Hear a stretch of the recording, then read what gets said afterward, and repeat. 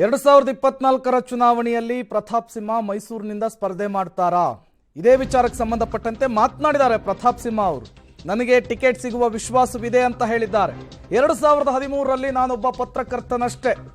ಆಗ ಸಂಘದ ಆಶೀರ್ವಾದ, ಪಕ್ಷದ ಬಲದಿಂದ ಗೆದ್ದಿದ್ದೇನೆ. ಪಕ್ಷ ಟಿಕೆಟ್ ಕೊಟ್ಟಿತ್ತು. 2 ಬಾರಿ ಮೋದಿ ಹೆಸರಿನಲ್ಲಿ ಗೆದ್ದಿದ್ದೇನೆ. ಪ್ರತಾಪ್ ಸಿಂಹ ಅವರ ಮಾತಿದು.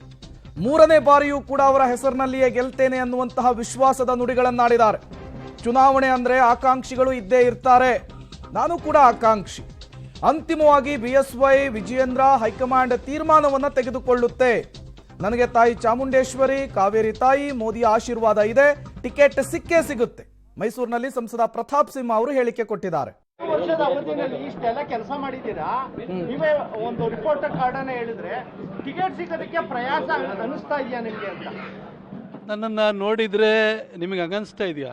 ನಾನು ಪ್ರತಿನಿತ್ಯನೂ ಕೂಡ ಒಂದಲ್ಲ ಒಂದು ಕಾರ್ಯಕ್ರಮದಲ್ಲಿ ಒಂದೊಂದು ಯೋಜನೆಗಳ ಉದ್ಘಾಟನೆಯಲ್ಲಿ ಭಾಗಿಯಾಗಿದ್ದೀನಿ. 2014ಕ್ಕಿಂತ ಮೊದಲು ನಾನು ಒಬ್ಬ ಬರೀ ನಿಮ್ಮ ಥರನೇ ಒಬ್ಬ ಪತ್ರಕರ್ತನಾಗಿದ್ದೆ. ಈ ಕ್ಷೇತ್ರಕ್ಕೆ ಬರೋದಕ್ಕೆ ನಾನು ಯೋಚನೆ ಮಾಡುವಂಥದ್ದು ಅಂದರೆ ಅದೊಂಥರ ದುಸ್ವಪ್ನ ಥರ ಇತ್ತು. ಆ ಸಂದರ್ಭದಲ್ಲೂ ಕೂಡ ನನಗೆ ಟಿಕೆಟ್ ಕೊಟ್ಟು ನನ್ನನ್ನು ಕೈ ಹಿಡಿದು ನನ್ನ ಪರವಾಗಿ ಪ್ರಚಾರಾಂದೋಲನ ಮಾಡಿ ನನ್ನನ್ನು ಬೆಳೆಸಿದ್ದು ಭಾರತೀಯ ಜನತಾ ಪಕ್ಷ ಹಾಗೂ ಸಂಘದ ಆಶೀರ್ವಾದ ನನ್ನನ್ನು ಇಲ್ಲಿವರೆಗೂ ತಂದಿದೆ. ಹಾಗೆ ನಾನು ಚುನಾವಣೆಗೆ ಹೋಗುವಂಥ ಸಂದರ್ಭದಲ್ಲಿ ಮೋದಿಯವರ ಫೋಟೋ ಇಟ್ಕೊಂಡು ದೇಶಕ್ಕೆ ಮೋದಿಜಿಯವರು ಪ್ರಧಾನಿ ಆಗಬೇಕು, ಮೋದಿಜಿಯವರಿಗೆ ಅವ್ರು ಪ್ರಧಾನಿ ಆಗಬೇಕು ಅಂದರೆ ಮೈಸೂರಿಂದಲೂ ಒಬ್ರು ಕೈ ಎತ್ತಬೇಕು, ಅದಕ್ಕೆ ನನಗೆ ಆಶೀರ್ವಾದ ಮಾಡಿ ಅಂತ ನಾನು ಜನರ ಹತ್ರ ಹೋಗಿದ್ದೆ. ಜನ ಆಶೀರ್ವಾದ ಮಾಡಿ 2014ರಲ್ಲಿ ಗೆಲ್ಲಿಸಿದ್ರು.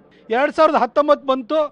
ಈ 5 ವರ್ಷಗಳಲ್ಲಿ ಇಷ್ಟು ಕೆಲಸವನ್ನು ಮಾಡಿದ್ದೀನಿ, ಮೋದಿಜಿಯವ್ರನ್ನ ಹೆಸರಿನಲ್ಲೇ ಇಷ್ಟು ಕೆಲಸ ತಂದಿದ್ದೀನಿ ಅಂತ ಅವಾಗಲೂ ಒಂದು ರಿಪೋರ್ಟ್ ಕಾರ್ಡ್ ರಿಲೀಸ್ ಮಾಡಿದೆ. ಮತ್ತೆ ಮೋದಿಜಿಯವ್ರ ಫೋಟೋ ಇಟ್ಕೊಂಡೆ ಚುನಾವಣೆಗೆ ಹೋದೆ. ಆವಾಗ 1,40,000 ಹೆಚ್ಚು ಕಡಿಮೆ ಓಟಲ್ಲಿ ನನ್ನನ್ನು ಗೆಲ್ಲಿಸಿದ್ರು. ಈಗ 2024 ಬಂದಿದೆ. ಇವತ್ತು ಮೈಸೂರಿಗೆ 2014 ನಂತರ ಮೋದಿಜಿಯವರು ಕೊಟ್ಟಿರುವಂಥ 12ನೇ ಟ್ರೈನನ್ನು ಉದ್ಘಾಟನೆ ಮಾಡಿದ್ದೀನಿ. ನಾಳೆ 13ನೇ ಟ್ರೈನು ಬರುತ್ತೆ. ನಾಳೆ ಮತ್ತು ಇನ್ಲ್ಯಾಂಡ್ ಕಂಟೈನರ್ ಡಿಪೋನು ಕೂಡ ಕರ್ನಾಟಕದ 2ನೇ goods terminal, railway goods terminal ಕೂಡ ಉದ್ಘಾಟನೆ ಮಾಡ್ತೀನಿ. ಅದಕ್ಕೆ ಭಾಳ ಶ್ರಮಪಟ್ಟು ಅದನ್ನು ತೊಗೊಂಬಂದಿದ್ದೀನಿ. ನನ್ನ ನಿತಿನ್ ಗಡ್ಕರಿ ಅವರು ಬಂದಿದ್ದರು. ಅದರಲ್ಲಿ ರೈಲ್ವೆ ಲೆವೆಲ್ ಕ್ರಾಸಿಂಗ್ಗಳಿರ್ಬೋದು, ಔಟರ್ ಪೆರಿಫೆರಲ್ ರಿಂಗ್ ರೋಡ್ ಮಾಡೋದಕ್ಕೂ ಕೂಡ ಅವ್ರ ಕೈಲಿ ಒಪ್ಪಿಗೆ ಕೊಡಿಸಿದ್ದೀನಿ. ಎಲ್ಲ ಕೆಲಸವನ್ನು ಮಾಡಿದ್ದೀನಿ.